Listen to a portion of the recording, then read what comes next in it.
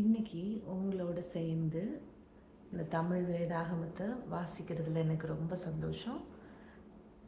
இன்னைக்கு நம்ம மத்தேயு 5வது அதிகாரத்தை படிப்போமா? ஒரு சில வசனங்கள் நம்ம வாசிப்போம், சேர்ந்து வாசிப்போம்.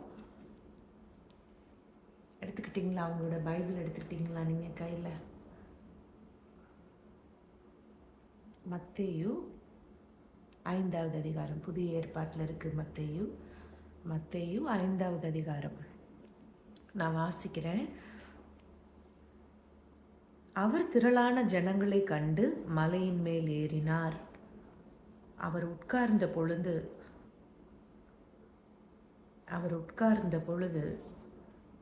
அவருடைய சீஷர்கள் அவரிடத்தில் வந்தார்கள். அப்பொழுது அவர் தமது வாயை திறந்து அவர்களுக்கு உபதேசித்து சொன்னது என்னவென்றால், ஆவியில் எளிமை உள்ளவர்கள் பாக்கியவான்கள், பரலோக ராஜ்யம் அவர்களுடையது. துயரப்படுகிறவர்கள் பாக்கியவான்கள், அவர்கள் ஆறுதல் அடைவார்கள். சாந்த குணமுள்ளவர்கள் பாக்கியவான்கள், அவர்கள் பூமியை சுதந்திரித்து கொள்ளுவார்கள். நீதியின் மேல் பசிதாகம் உள்ளவர்கள் பாக்கியவான்கள், அவர்கள் திருப்தி அடைவார்கள். இரக்கமுள்ளவர்கள் பாக்கியவான்கள், அவர்கள் இரக்கம் பெறுவார்கள். இருதயத்தில் சுத்தமுள்ளவர்கள் பாக்கியவான்கள், அவர்கள் தேவனை தரிசிப்பார்கள். சமாதானம் பண்ணுகிறவர்கள் பாக்கியவான்கள், அவர்கள் தேவனுடைய புத்திரர் எனப்படுவார்கள். நீதி நிமித்தம் துன்பப்படுகிறவர்கள் பாக்கியவான்கள், பரலோக ராஜ்யம் அவர்களுடையது. என் நிமித்தம் உங்களை நிந்தித்து துன்பப்படுத்தி பலவிதமான தீமையான மொழிகளையும் உங்கள் பேரில் பொய்யாய் சொல்வார்களானால் பாக்கியவான்களாயிருப்பீர்கள். சந்தோஷப்பட்டு கலிகூறுங்கள், பரலோகத்தில் உங்கள் பலன் மிகுதியாயிருக்கும். உங்களுக்கு முன்னிருந்த தீர்க்கதரிசிகளையும் அப்படியே துன்பப்படுத்தினார்களே. நீங்கள் பூமிக்கு உப்பாயிருக்கிறீர்கள். உப்பானது சாரமற்று போனால் எதனால் சாரமாக்கப்படும்? வெளியே கொட்டப்படுவதற்கும் மனுஷரால் மிதிக்கப்படுவதற்குமே ஒழிய வேறொன்றுக்கும் உதவாது. இன்னைக்கு இந்த 13 வசனம் நம்ம இன்னைக்கு வாசித்திருக்கோம். அதில் இந்த ஒரு வசனம், ஏதாவது ஒரு வசனம் உங்களுக்கு மனசை தொட்ட ஒரு வசனத்தை ஒரு 2 நிமிஷம் டைம் எடுத்து அதில் நான் சாந்த குணம் உள்ளவளா, நான் நீதியின் மேல் பசிதாகம் உள்ளவளா, நான் இரக்கம் உள்ளவளா, நான் சமாதானம் பண்ணுகிறவளா, ஆவியில் எளிமை உள்ளவளா,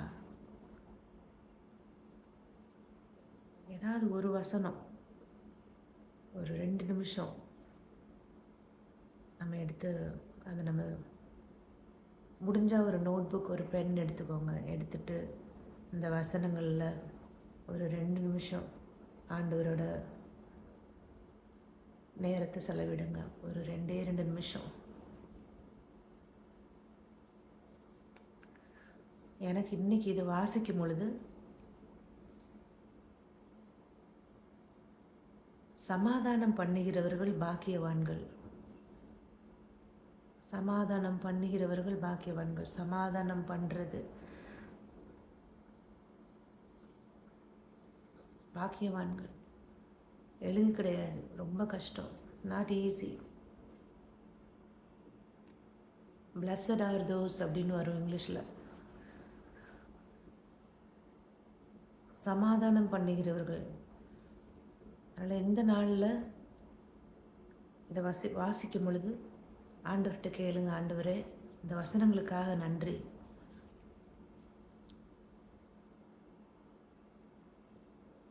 உம்முடைய சந்தோஷம், நீர் கொடுக்கறதான சந்தோஷம் என் வாழ்க்கையில் என்னைக்கு இருக்கட்டும் அப்படின்னு சொல்லி அவர்கிட்ட நம்ம நேரத்தை அதிகமாக செலவிடும் பொழுது நமக்குள்ள ஒரு புதிய பலன், புதிய ஆரோக்கியம், மனுஷரால் கொடுக்க முடியாத ஒரு பெரிய சந்தோஷம், ஒரு சமாதானம்.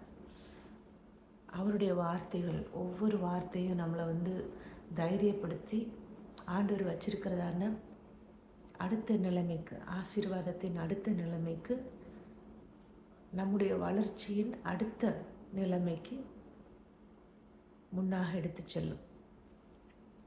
அந்த விசுவாசம் எனக்கு இருக்குது.